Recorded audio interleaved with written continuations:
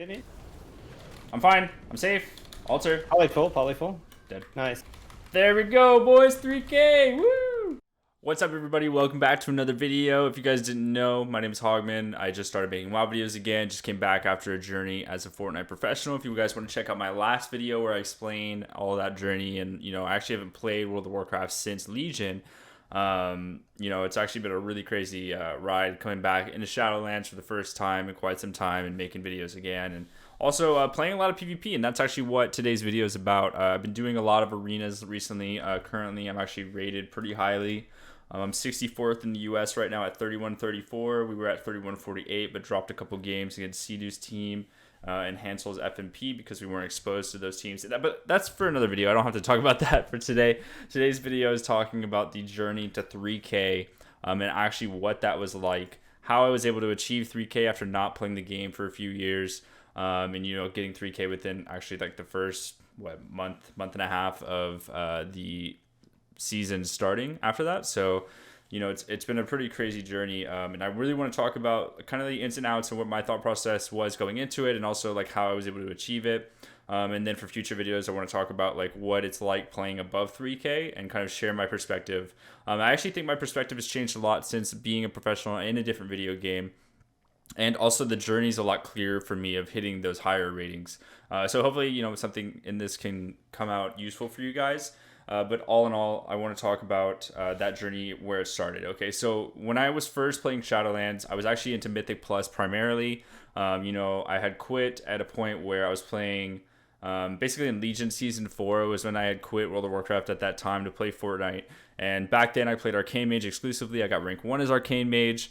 Cruel Gladiator, it's the title I'm wearing right now. And, coming back to the game, I wanted to play Arcane Mage again, right? So, I was playing Arcane Mage. I ended up getting 2,800 in the first, basically week and a half playing Windwalker, Arcane Mage, Holy Priest. I was playing that comp with some of my friends, Seth Curry and also Maylol, two multi-rank 1 players at their respective classes, and also, just trying to basically understand what Arcane does to the meta. And honestly, guys, at that point I was already rank 1 in the world for Mythic Plus as an Arcane Mage, but when I was playing Arcane, dude, I just realized the spec is dog shit. It's so bad, man. It's so bad, and the only reason it's bad is because fire is so much better. It's literally triple what the Arcane Mage can offer right now. It's really sad for me because I love Arcane. I think it's such a fun spec, but I can't play it at a high level, man. It's really hard to do. You just lose games where, in a game that you could have played fire, you just lose. And, once I swapped over to fire, it really made me have a perspective that I wanted to share with you guys, that if you are looking to play the game competitively, you have two options, right? So I get this question a lot in my streams and whatnot. What class should I play? What ult should I make? All these things. The reality of the game, guys, is that the stuff that is winning at the top is the stuff that you have to play in order to be the most competitive possible to push the highest rating that you are personally able to achieve. Okay, so there are two different venues of that, right? So there's the people who like to play off meta stuff, which is cool. People that play like Survival Hunter, Arcane, and Frost Mage. I think Vidruki's playing Frost Mage a little bit.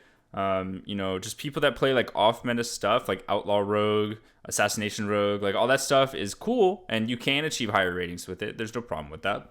But the reality is that if you want to be competitive, there's always going to be the best version of a class or the best version of a role, right? So currently, if you have the decision to be able to play Affliction Lock or Fire Mage in more cases in higher ratings in Arena is going to do better, right? So that's when I made the swap over to Fire Mage, is when I realized that Arcane Mage is just not as good as Fire. Fire is just clearly better across the board, has more CC, has more utility, has better defensive capabilities, because in Arcane you have to play a different legendary, which means you don't get Triune Ward, and also you have to cast, so your damage is just overall less as Arcane because you have to cast, which means you can get interrupted, and on top of that, Combustion is a lower cooldown than Arcane Power is, right? So it's just clear across the board that Combustion was better. So I made the swap over to a Fire Mage, and I instantly started winning more games, man. I could instantly feel the difference.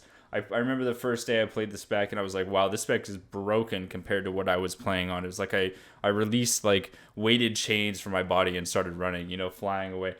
And I want to share that with you guys because I know a lot of people out there probably, are having trouble with deciding on what class they want to play, or they're not having success with the class that they're playing. And I wanted to make sure that you guys know that the stuff that's succeeding at the top is generally what's going to trickle down towards the rest of the ratings. So if you guys are trying to achieve that 3K for the first time, you're going to want to play the best specs, right?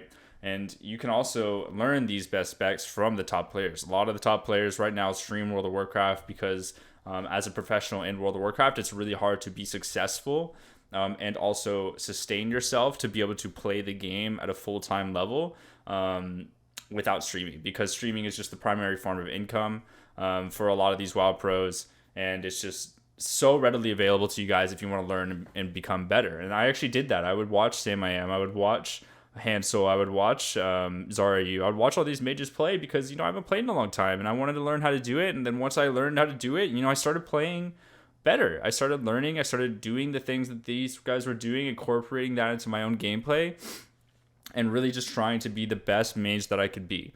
And this brings me into the second point of the game that I really want to talk about, that I think is the most important part for every low-rated player, is that World of Warcraft, I need everybody to understand this from like an outside just WoW perspective, like all video games in general. World of Warcraft is a team game. It is based around 3 versus 3, and World of Warcraft has a lot less solo play potential.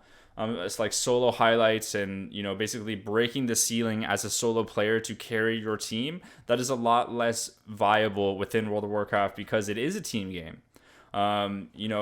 It's not only just that as a team game, but you're also very limited. Like in World of Warcraft specifically, like you're only limited to what your character's capabilities have, right? So you can only counterspell once every 24 seconds, right? And that counterspell, will only last a few seconds, and you can only do so much damage with Combust. You can't one-shot someone, right?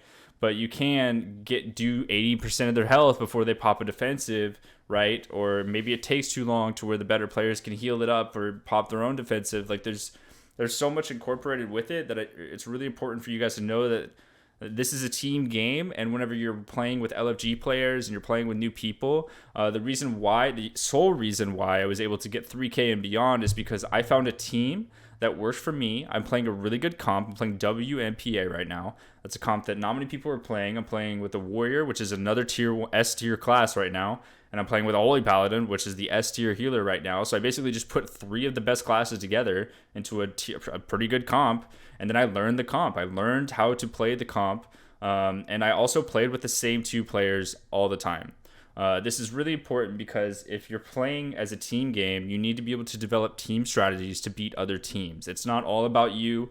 If you play with all these different people in LFG, that's great, but there needs to be a means to an end. So when you're playing in LFG, try to find, say, like a warrior that you enjoy playing with, then play with them as a duo. Then try to find a healer, right? Now you have a trio, now you have a team, and you try to develop those team strategies moving forward. And that's what I did, man. I really just kind of like IGL'd with my team and then talked with them after every game about what they felt that was going wrong, and then tried to make the decisions for the team as to how we were going to do better. And this is really nice for me because in Fortnite, I used to IGL as well. I would be able to make decisions for my trio, squad, or duo, and really lead them into like where we were positionally going to do. And also like throughout a game, I would be able to make the decisions for people. And that's kind of like what the IGL role does in Fortnite, if you guys are familiar with the competitive scene over there. So that was a really natural transition for me going back into WoW, because I was able to really identify what it is that the team needed to win a match, and then also like apply that and tell my, communicate with my teammates, like, I need you to be doing damage in between like an RMP's goes, for example, whenever there's stuns on DR, like I really need you to be like stormbolting and hammering the mage. And then we try to force out the ice block or cauterize within that moment before they get their next go. Like these are all like super specific things you learn with experience and playing with the same people every single day. And as you do that, you'll gain synergy. You'll gain an overall understanding of what you're supposed to do against a certain comp whenever you fight that certain comp.